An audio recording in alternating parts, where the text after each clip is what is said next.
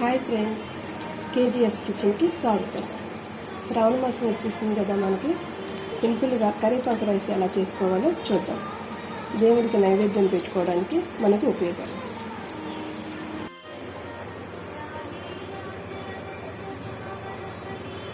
కరివేపాకు రైస్కి కావాల్సిన పదార్థాలు చూద్దాం. పల్లీలు, జీడిపప్పు, తాలింపు దినుసులు, పచ్చిశనగపప్పు, జీలకర్ర, సాయిపప్పు, ఆవాలు, ఎండుమిర్చి, కరివేపాకు, ఇంగువ, పసుపు, నిమ్మరసం, సాల్ట్. నేను మెంతిపొడి వాడతాను. కావాల్సింది ఇంకోటి కరివేపాకు పేస్ట్ చేసి పెట్టుకున్నాను. ఆయిల్. స్టవ్ వెలిగించుకుందాం రండి.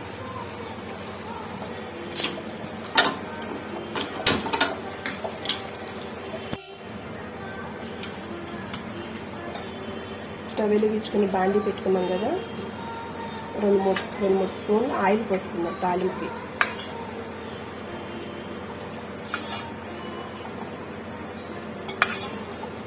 అంతే, చాలు.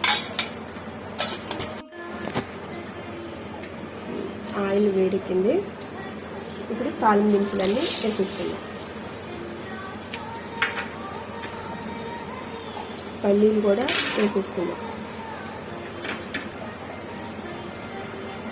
కొంచెం వేగినాక జీడిపప్పు వేసుకుందాం.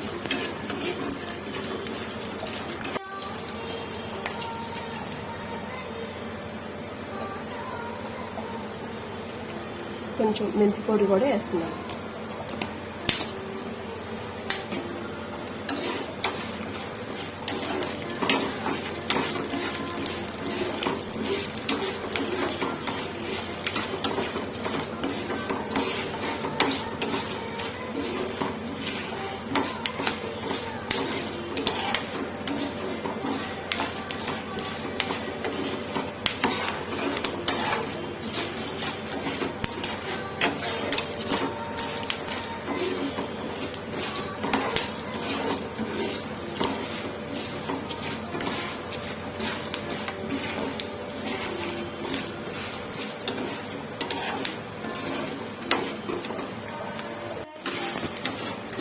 వేసుకొని జీడిపప్పు కూడా వేసేస్తాం.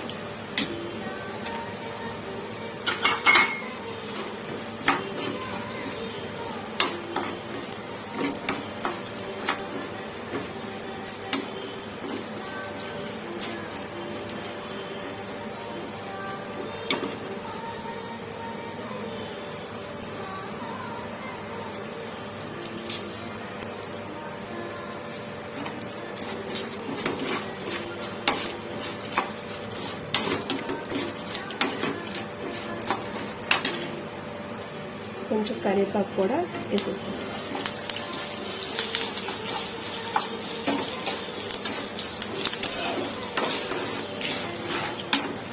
కొంచెం పసుపు కూడా వేసుకుందాం. పసుపు కొంచెం వేసుకోండి, ఆకు కలప మారకూడదు. కొంచెం ఇంగు కూడా వేసుకుందాం.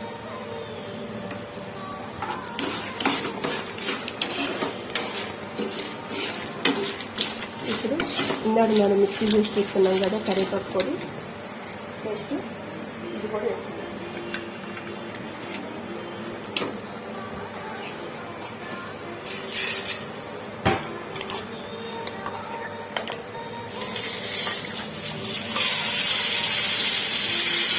మనం వేసుకున్న రైస్ ఇందాక నేను రైస్ ఉడికించి పెట్టుకుని చల్లా తీసుకున్నాను.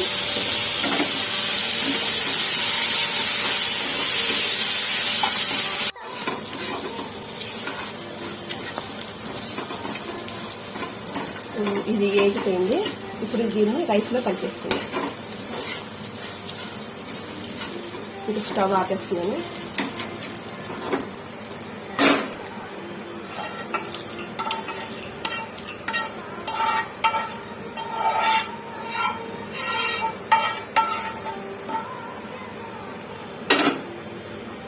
కొంచెం సాల్ట్, మనం తీసుకున్న రైస్కి క్వాంటిటీకి సరిపడా సాల్ట్.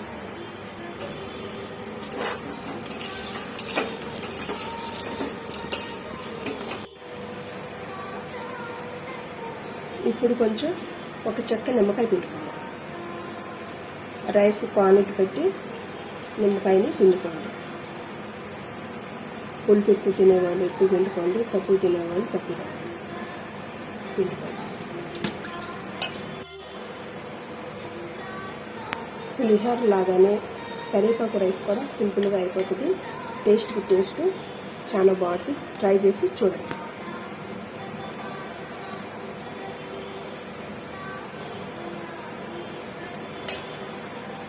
హాయ్ ఫ్రెండ్స్, చూసారు కదా కరివేపాకు రైస్ చాలా సింపుల్గా రెడీ అయిపోయింది.